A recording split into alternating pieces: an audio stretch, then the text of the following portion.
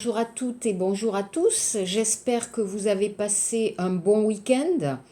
Donc, je pense que c'était pas mal de se rencontrer sur Google Meet. Alors, bien sûr, avec ce système, on ne peut pas travailler beaucoup, on ne peut pas parler beaucoup, hein. Ce n'est pas la même chose en classe, mais c'était bien de se revoir ou de s'écouter. Donc ça, c'était pas mal. Donc cette semaine, on va voir. Alors pour aujourd'hui, hein, donc lundi 14 septembre, je vais faire ma vidéo YouTube pour vous expliquer encore un peu notre travail. Et après, donc je vais vous donner des exercices. D'accord? Mais pour cette semaine, c'est assez calme. Je travaille et vous pouvez aussi commencer à faire les petits exercices à la maison chez vous. J'espère bien sûr que nous pourrons recommencer la classe à Kyongbuk. Mais je ne sais pas encore. Donc j'attends les nouvelles, j'attends les informations de notre département pour décider si nous rentrons en classe ou non. Mais cette semaine, on va continuer donc à faire les vidéos YouTube et à travailler à la maison. D'accord? Donc, oh, pardon, hein, je vais couper mon portable, excusez-moi. D'accord, donc aujourd'hui, je voudrais un peu reprendre ce que j'ai expliqué mercredi. Hein, je vais recommencer un peu à expliquer tranquillement. Vous avez le temps de bien comprendre. Donc, bien sûr, je vous ai parlé de ce dictionnaire, le Larousse, mais bien sûr, je ne vous demande pas de l'acheter. Hein, je ne vous demande pas de l'acheter. Ce dictionnaire est en français, mais c'est assez intéressant de pouvoir l'utiliser si vous voulez continuer vos études. Si vous aimez vraiment le français et que vous souhaitez continuer vos études de français, bien sûr, un dictionnaire français sera nécessaire. Mais si vous ne continuez pas après Kyongbuk, c'est OK. Hein, vous pouvez utiliser votre téléphone, vos applications, etc. OK. Donc, je voudrais revenir un peu ici, d'accord? Je vous avais parlé du dictionnaire. Donc, pour nous, le dictionnaire est très important. Et les professeurs à l'école, hein, au collège, au lycée, à l'université, demandent souvent aux élèves, aux étudiants de l'utiliser parce que nous ne connaissons pas tout le vocabulaire ni la grammaire. Donc ça peut être utile de l'utiliser.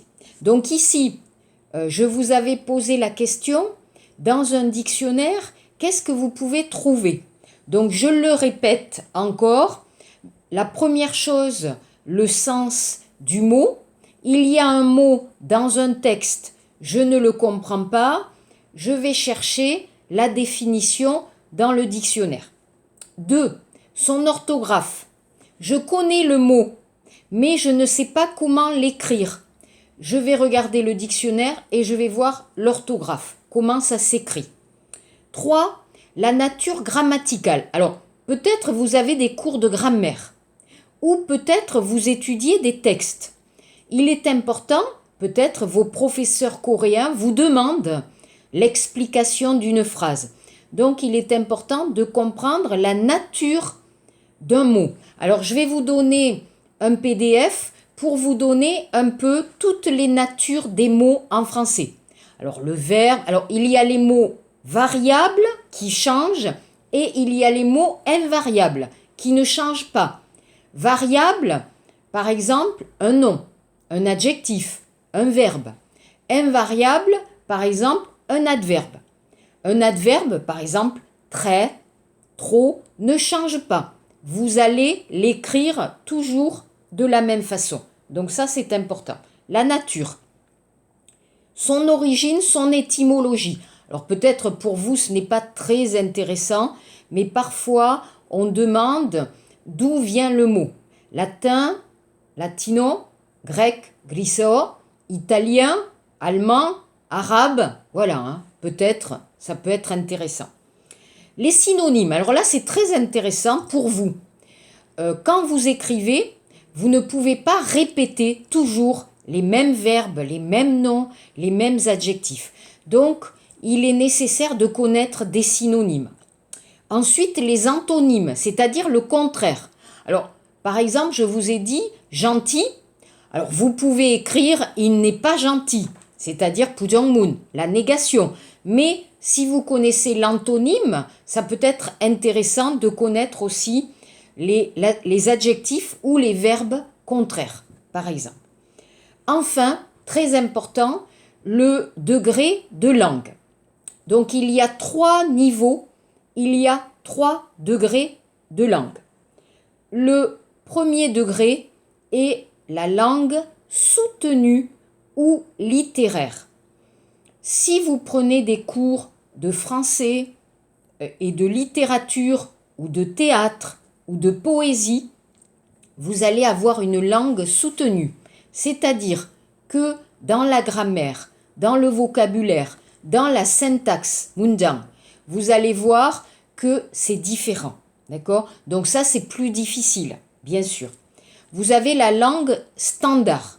Standard, c'est la langue que vous allez trouver dans des livres FLE pour apprendre le français courant, le français normal. D'accord? Donc plutôt dans les livres que vous allez utiliser. Et enfin, la langue, le degré familier, la langue parlée. C'est-à-dire, alors si vous écoutez, d'ailleurs, c'est le problème. La langue que vous avez étudiée à Gyeongbuk et la langue que vous allez entendre en France n'est peut-être pas la même. Je donne un exemple. Vous connaissez le mot femme, hein, yoja. En français, on va dire une meuf, hein, parce que c'est kokuro. Hein, c'est de l'argot, c'est de la langue très populaire parlée par les jeunes et plutôt par des personnes pas très riches dans la rue. Hein. On dit en français la langue de la rue. Mais en Corée aussi, aujourd'hui, vous avez une langue des jeunes qui est difficile à comprendre. D'accord? Donc la même chose, alors vous pouvez trouver dans des dialogues, mais aussi dans des textes, cette langue, ce degré familier. Parfois, vous avez besoin d'un dictionnaire pour comprendre. D'accord? Comme je vous ai dit, par exemple, la fête, une fête, party, on va dire une teuf. Le policier, 경찰관, on va dire un keuf. Donc même moi, je n'utilise pas ces mots. Je les comprends, mais je ne les utilise pas. Je ne sais pas si vous aimez la musique rap, lep, mak, mais dans le rap, comme aux États-Unis, comme en Corée, on utilise ce degré familier. Voilà. Alors moi, je ne vais pas m'intéresser au degré familier. Nous allons plutôt utiliser la langue standard ou soutenue. D'accord? Alors ensuite, je n'ai pas parlé pendant notre rencontre de mercredi, mais je vais revenir ici sur le verbe gonfler. On vous donne un exemple. Hein, on vous donne un exemple. Gonfler, vous avez V, c'est-à-dire verbe, qui vient du latin, latino, étymologie, gonflare, c'est-à-dire souffler, d'accord? Souffler. Ça, vous pouvez comprendre, d'accord? Donc, on dit, par exemple, souffler un ballon. Souffler un ballon, d'accord? Donc, souffler, c'est-à-dire faire gonfler un ballon. Alors, vous allez utiliser pour con, d'accord? Ou vous allez utiliser pour tailleur. Par exemple, vous avez jajango, vous avez un vélo, vous allez gonfler tailleur, les pneus, ou vous allez gonfler un ballon. Vous allez mettre de l'air, kongi, dans un ballon ou dans les pneus, tailleur. D'accord? Donc ça, c'est le sens normal, le premier sens. Numéro 2, vous avez un deuxième sens qui est augmenter. Augmenter le volume. Punyang, suliang. Par exemple, on va dire, il y avait la mousson, Changma, et le fleuve Han, Hangang, a gonflé. Ici, c'est l'eau qui est montée, montée, montée. Donc, augmenter le volume, par exemple, pour de l'eau, pour les rivières, hein, on va dire gonfler. D'accord? Deuxième sens. Troisième sens, L-I-T-T, c'est-à-dire littéraire. Vous avez l'exemple enrichir d'un sentiment. Exemple, cette nouvelle, Soshik, gonfle son cœur. Alors, vous connaissez Mahem, ça veut dire que en écoutant cette nouvelle, j'ai beaucoup d'émotions. Kamjong Shikida. Donc ici, vous voyez, il y a le sens propre, le sens réel, et il y a le sens figuré, qui est à dire littéraire. Alors le cœur, Xinjiang, n'est pas gonflé, non, c'est une image, d'accord? Piu, c'est une image pour exprimer une émotion, d'accord? Donc ça, c'est plus difficile à comprendre. Ok, donc ça, c'est le verbe. Se gonfler, donc ici, démyongdong ça, mais le même sens, d'accord? Se gonfler, mais ici, verbe pronominal. Après, vous avez les noms, d'accord? Par exemple, l'idée de mettre, gonfler les pneus, vous allez utiliser le nom, le gonflage, d'accord? Mais pour la rivière, Kang, Moul, vous allez dire le gonflement. Donc, vous voyez, Chopmisa est différent. Le sens est différent, le mot est différent, mais c'est de la même famille. Ok? Ensuite, gonfleur. Gonfleur, c'est le kié, l'appareil pour gonfler. Par exemple, pour tailler, hein, vous avez un appareil, kié. Gonflette, alors là, vous avez le mot, qu'est-ce qu'on dit? Non familier et péjoratif. Alors, péjoratif, je voudrais que vous compreniez, le sens péjoratif est un sens négatif. Alors, qu'est-ce que c'est la gonflette? Vous avez le suffixe et qui veut dire petit. C'est un peu pour rire. Par exemple, des personnes qui vont faire de l'aérobic, bodybuilding, et vous avez gnyuk qui vont gonfler, d'accord? Hein, les muscles qui vont gonfler, on va dire, oh là là, cet homme, il fait de la gonflette. Ça veut dire, c'est pour rire un peu de quelqu'un qui a trop de muscles, d'accord? Donc, vous voyez, vous avez la racine organ, gonfle, mais on peut faire des verbes, on peut faire des noms avec des sens très différents. Donc, pour cette raison, le dictionnaire peut vous aider à mieux comprendre le sens des phrases et la nature des mots. D'accord? Donc ça, à mon avis, ça peut être très important pour vous. Alors, bon, ce n'est pas nécessaire de tout comprendre, mais en tout cas, vous pouvez ici comprendre mieux mon idée du dictionnaire. Ok? Je vous avais, par exemple, excusez-moi, j'ai oublié, je vous ai donné le verbe se gonfler. Hein, donc ça. Je vous donne un exemple.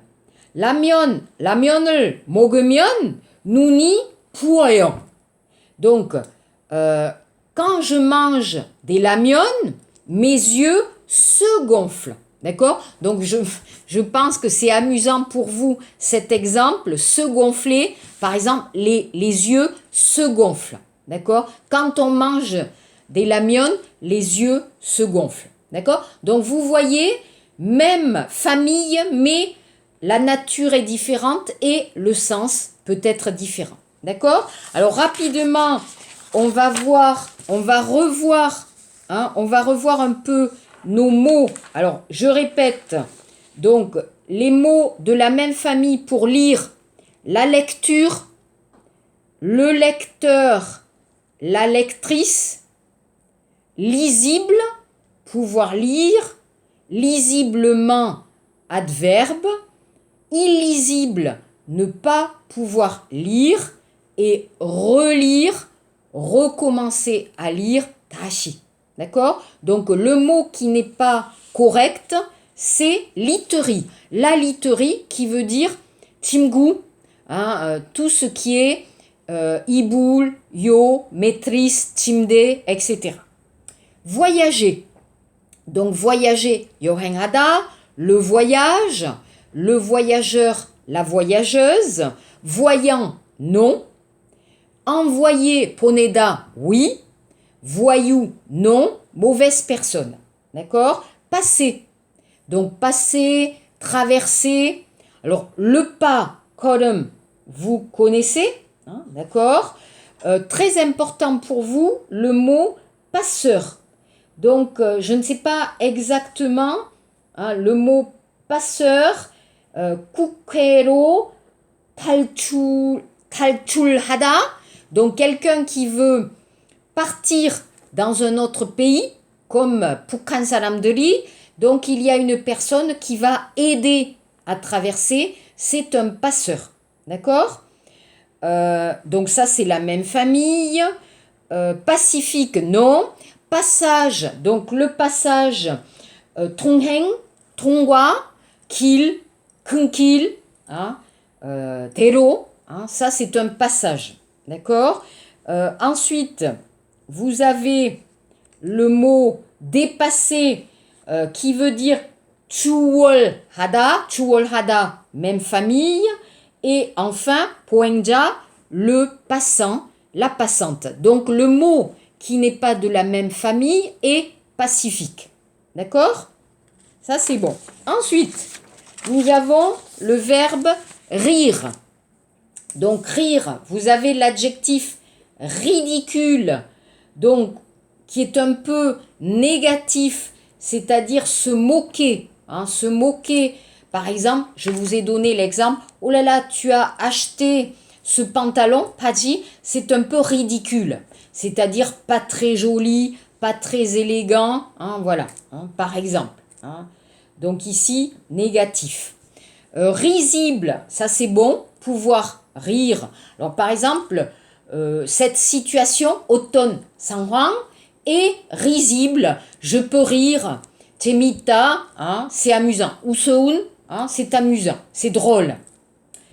Risque, non, wihom, danger.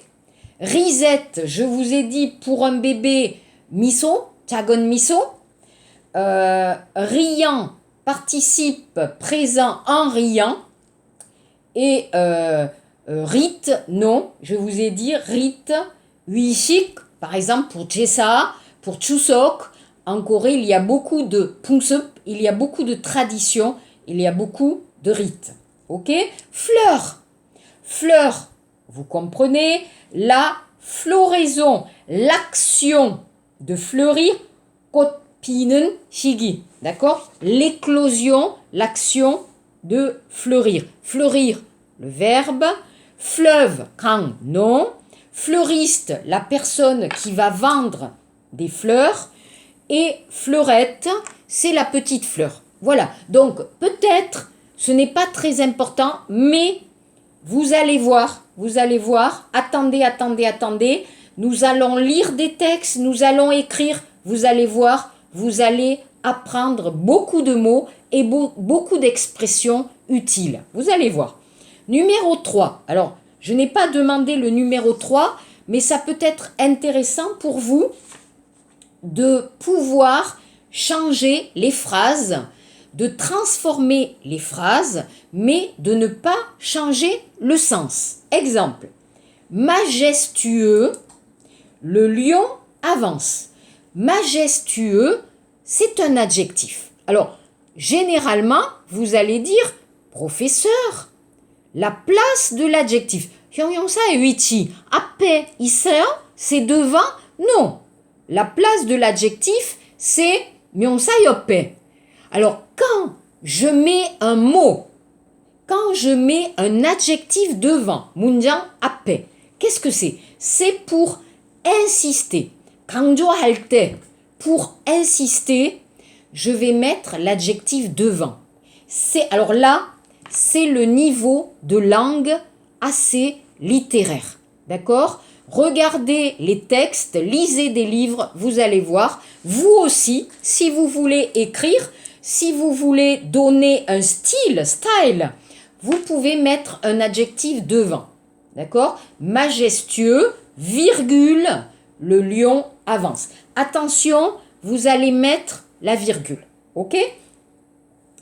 Après, avec majesté, 위엄 있게, le lion avance. Ici, vous avez la forme adverbiale, poussant. D'accord? Donc, c'est très intéressant de voir qu'on peut changer le style, changer les mots, mais pas le sens. Ok? Alors, la phrase, cette école a été construite en un an. En un an, 일년 동안에. Je vais changer le mot. A été construite. 건축하다, construire. Je vais changer avec le nom. 명사. La construction de cette école a duré un an. D'accord? Donc, je vais utiliser durée. Durée, vous connaissez, pour parler du temps. 기간. D'accord? J'ai décidé de bien travailler. La même chose, c'est un verbe. Je vais changer avec le nom. J'ai pris la décision de bien travailler, prendre la décision. Ou, alors, généralement, avoir la décision, non, prendre la décision. Donc, si vous regardez dans votre dictionnaire le mot décision, vous pouvez avoir des verbes avec le mot qui font des expressions. Donc, dans notre travail, nous allons essayer d'apprendre des expressions verbes et noms ensemble. D'accord? Exemple, avoir peur, avoir faim, être malade, être fatigué, prendre une décision, etc., etc. Vous avez verbes et noms qui forment des expressions. Ensuite, 3, elle montre de l'affection, 애정, 감정, 다정하다, envers sa petite sœur. Envers, c'est-à-dire pour sa petite sœur. Ça, c'est intéressant. Envers, pour. Là, vous avez un nom, l'affection, 애정. Montrer de l'affection. Montrer, 표현하다. Exprimer de l'affection. Ok? Donc, je vais changer avec l'adjectif. Elle se montre affectueuse envers sa petite sœur. Alors, attention, si vous regardez le dictionnaire, alors je prends mon dictionnaire, ok, et je vais regarder affect. Alors, vous avez deux adjectifs, d'accord? Je regarde avec vous. Vous avez donc l'adjectif, alors vous pouvez dire affectif, affective, qui montre la sensibilité, et affectueux, c'est plutôt le caractère d'une personne. D'accord? Alors ça, c'est un peu difficile. Donc, par exemple, on va dire les Coréens sont plutôt affectueux. Quand je parle d'une personne, je vais plutôt utiliser affectueux. Quand je parle de quelque chose, je vais plutôt utiliser affectif. D'accord? Alors, ne pensez pas trop, je vous donne des idées, je vous donne des exemples. Ok. Numéro, donc 1, 2, 3, 4. Attention, je dois changer un peu la forme de la phrase. Cette randonnée sera difficile. J'ai le futur, 미래. Je ne peux pas changer le temps. Donc, qu'est-ce que je vais dire? La randonnée se fera avec difficulté. Alors ça, c'est un peu difficile parce que vous voyez, vous devez changer le verbe être et vous devez mettre un passif, se faire avec difficulté. Donc ça, bon, vous avez des exemples faciles, vous avez des exemples plus difficiles. Ne stressez pas, je vous aide, je vous explique la langue, je vous donne des idées. Ok? Donc ça, c'est la première partie, on va continuer après.